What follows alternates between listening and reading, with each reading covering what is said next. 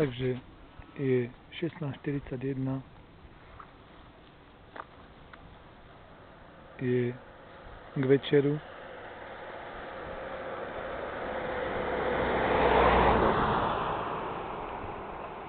Sobota, 7. september, rok 2013. Mám polamané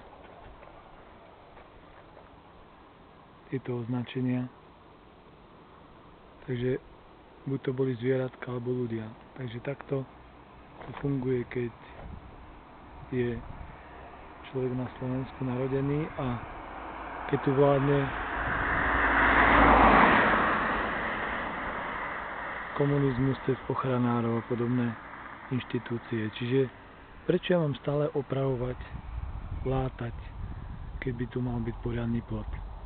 Ochranári, ani mená vám človek nemôže povedať, pretože by ste ma dali na políciu, že vás zverejňujem, hej? Čiže prečo ja mám mať stále zničené niečo, čo je v mojom vlastníctve? No pretože som na Slovensku.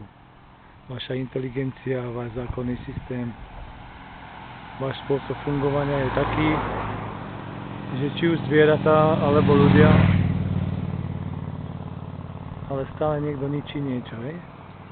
Takže potom je vaša slovenská spoločnosť. Snažil som sa urobiť niečo krásne, hej? Dal som si pekný koberček, chodil som dole kosiť, teraz idem znovu, mám nejakú zeleninu dole, nemôžem sem vlastne umiestniť ani psíka, ani zvieratá.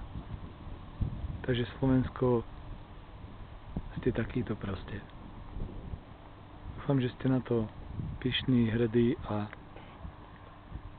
možno sa aj tešíte z toho, že mám škodu. Každý rok niekoľkonásobne opravujem, látam, strácam.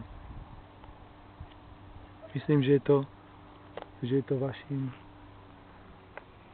vašim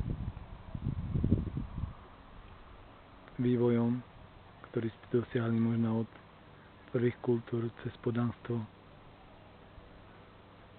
že nejak stále ste sa nedostali na takú úroveň, kde by ste sa podobali svetové vlastne uznávaným demokraciám a tak ďalej. Takže poradte mi, čo mám spraviť teraz, keď to mám polámané. Zavolám polícii, majte sa pekne.